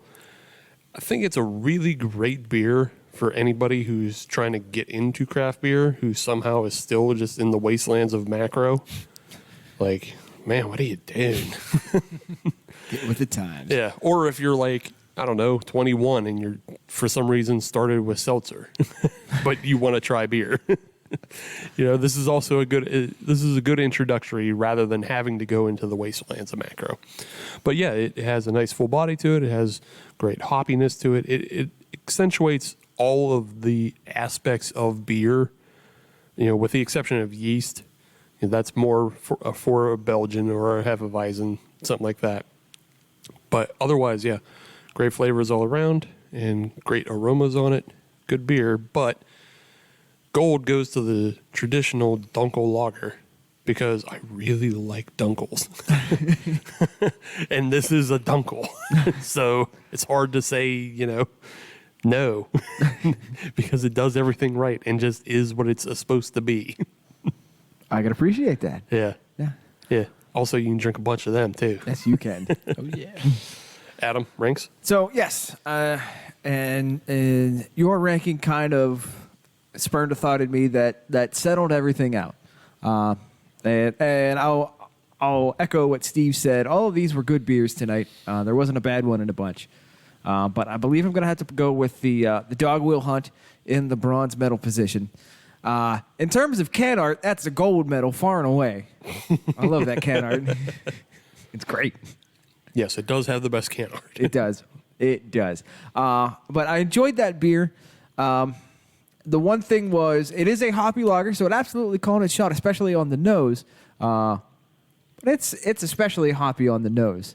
And me being not necessarily a hoppy beer drinker, it's good for those that enjoy that. But for me, I didn't love that. But it is good for what it is. It is good for the style. The well-intentioned wit, that goes into silver medal position. And I'm going to disagree with Steve a little bit. He kind of disparaged it a little bit, saying this is the wrong time of year to have such a bright beer. I disagree. Whatever. It's never the wrong time of year to have a bright beer that gives you hope. It's always good to have hope. Ew. And what? Thanks, Obama. Yeah, that's right. Trying to be uplifting here. And that beer, it kind of felt like it, popped you up a little bit, propped you up. And I like that. Well-intentioned. It was well-intentioned. That's right. Don't you start. But unfortunately, that Dunkel's gonna win. Yeah. It called it shut exactly what it's supposed to be. Nice dark lager, good beer, good anytime beer. But it is a little bit better for this time of year. Yes, I know I'm kind of contradicting myself just a little bit with that, but that Dunkel's really good. Fair enough. Give me more of that. Gold, walking away. Usually we go to the brewer last on these shows, but John, since you haven't actually brewed these beers yet, but we do want your feelings on what you'll brew one of these in the future. Yeah, I can give mine. I actually share the exact same tier list as has already been said. So for me, bronze would be well-intentioned. I'm just going to run through them real quick. Yeah. Silver would be Dogwell Hunt, and gold is Dunkel Lager. Jeez. I feel like you guys have said a lot about them, but I pretty much agree. Dunkel Lager is just perfect for this time of year. It's like fall. It's just kind of got cold the last couple weeks. Mm-hmm. It's like Dunkel's brown ale, so it's just like this is their time to shine. And it's a great beer. I would drink it year round, but it's just perfect right now. The Hoppy Lager, Dogwell Hunt. I definitely drank quite a bit of it. I really liked that too. Those could be turned, I guess, depending on my mood, but right now it's the Dunkel. And the well-intentioned wit, I think, is really good too. I think the Pink Boot Society is awesome, and it's cool to do a beer with, blend every year and all. It's a great wit. You can taste the spicy, peppery character of the yeast underneath of it. It's got a really smooth, thick but not heavy mouthfeel. I think it's very well executed, but yeah, it's kind of the same. It's not the same, but yeah, I would put it in my bronze compared to the other two. But I think it's a great beer too. So gotcha. Yeah, that's my three.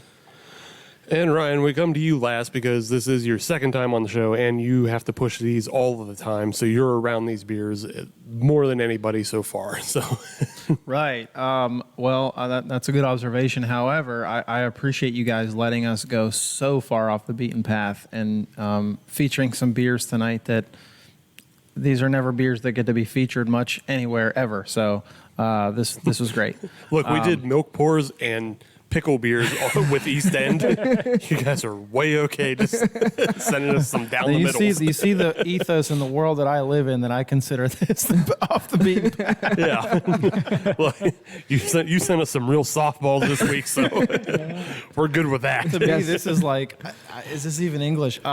So what you guys forced me to do is, being the last voter and knowing your guys' votes, if I were to pick anything other than Dunkel Lager for gold, it would be a protest vote at this point.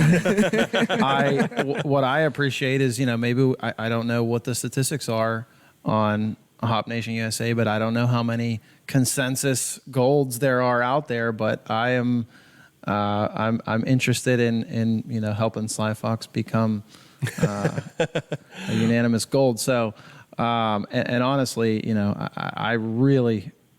I could put this list in any order, honestly. I love all three of these beers, and, it's totally unbiased, of course, but I was really leaning toward well-intentioned wit as my number one, just because I think beer, what's so cool about beer is it's like, it's a consumable art almost, and, with the subtleties and the flavor of beer, it really a lot of it has to do with kind of where you're at and how that beer hits you while you're at where you're at in your life at that time. And I just for whatever reason, I have a really fond memory of trying that beer for the first time and just being totally blown away by it, and unexpected, awesome beer that just came my way. And that usually doesn't happen. Usually, with my job, I hear about the idea of a beer first, and then it gets fleshed out, and then the last thing I do is try the beer after I know every other detail about the beer. But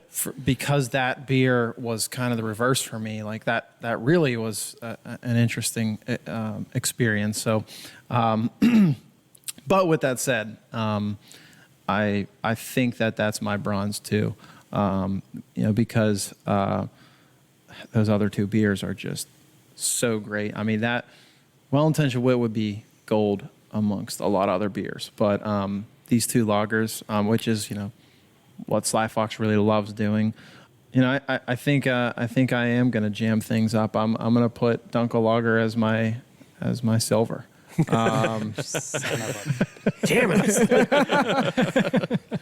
I have to. I mean, I absolutely love Dunkel Lager, and I don't know how much I'm doing this to be contrarian versus how much I'm doing it because I love the Dogwell Hunt. But I mean, obviously, I think Dogwell Hunt is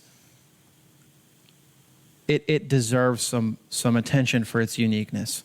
To carve out kind of another new kind of lager that you haven't had before. I mean, Dunkel Lager is a tried and true style that has been brewed for, I don't know, probably hundreds and hundreds of years at this point. And our impression of it is fantastic, but similar to like Chopped, you got to give points to creativity. So that's why I'll put Dogwell Hunt. You know what? Yeah, I like that reasoning. Yeah, I do too. There have been hundreds upon thousands of Dunkels in the world. Just the same as you can brew a decent Kolsch style here in America, but will it compare to a Reisdorf? Maybe fair. not. Fair. Yeah. So it's a good impression what you're saying, but will it compare to the best one that you could get like in Germany? But the Hoppy Lager is unique to America in that way. But I'm not going to change my rankings. I just appreciate what you said. There are no wrong answers. There's no wrong answers. It's all subjective, and like Ryan was saying, it's subjective to when you're drinking it. Absolutely. If this was fucking May, I don't think I would put the Dunkel in gold. Possibly not. Possibly not. Yeah, it's like it's too hot for this. What do you do? But with that though, Ryan, John, why don't you guys continue on and promote Sly Fox, the websites, the social media. Anything else you want to say about the new facility? All of that. Now's your time. Awesome. No, well, thank you guys for having us on your platform, and it means a lot. We appreciate it, and the whole reason behind Sly Fox is just sharing the message of approachable, drinkable beers. A lot of people think craft beers are super hoppy, bitter IPAs, and there's just so much more to it than that. With the uniqueness of our venue that we're going to have open here at the High Line, I think that's enough of a draw. And now that we will have your attention, we'd love to show you what the kind of the other side of craft beer is, and kind of the next level of craft beer. This is just stuff that we're so excited about. Having a beer that has subtlety in the flavor, and it doesn't beat you over the head with some singular flavor. There's just it's just got a lot going on. It's just got a lot going on, and I appreciate it. I'm glad I get to be a part of it. And so we have SlyFoxBeer.com is our main website. We couldn't use SlyFox.com. There is a awesome one-hit wonder from the 80s that occupies that. They're just squatting on it for the day that maybe they can come back. Right.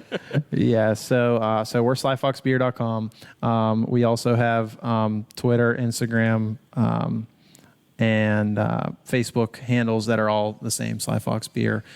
Pittsburgh does have its own unique social media platforms too. We have a Pittsburgh Tap Room Facebook page. We have a Pittsburgh Tap Room Instagram page, and we also have kind of more towards what I do. The Twitter is more distribution based. So like basically the promotional stuff that I'll do with our retail partners. That's where you can find, and that's Sly Fox PGH at Sly Fox PGH.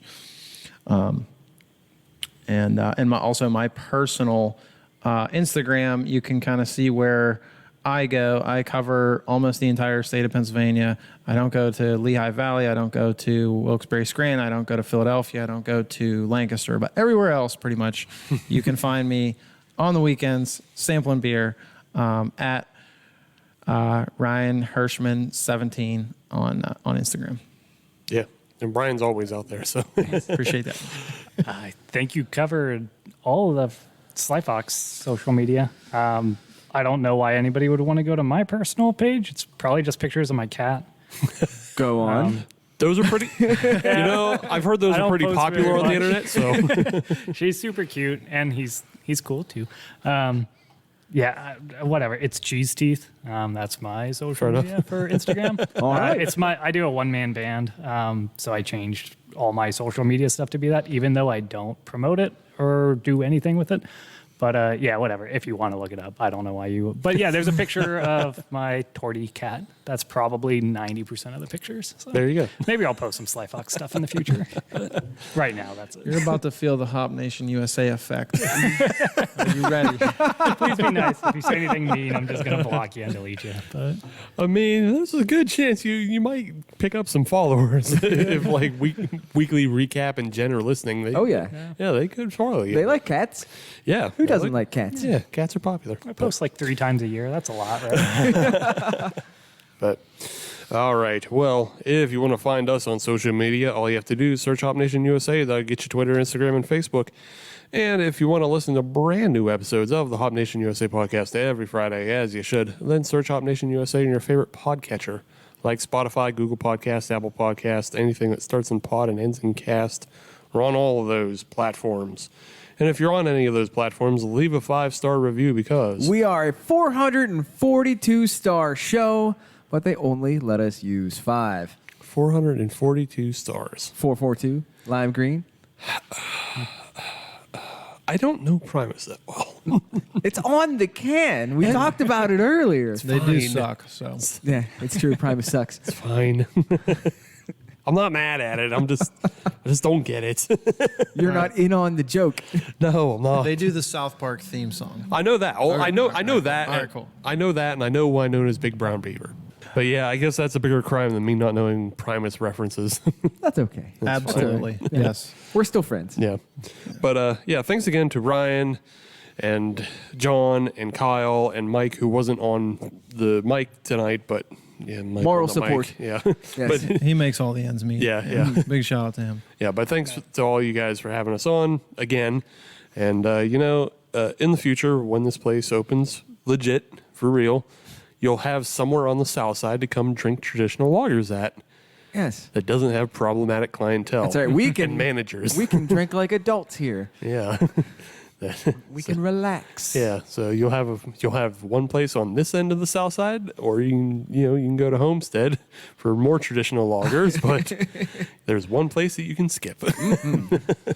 And on that note, thank you for listening, everybody. Yes. We'll be back next week. We might just be on the road. We're still on the road next week, and it's a big episode because it's the episode for the brewery that we've been to the most.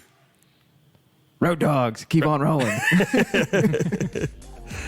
Goodbye.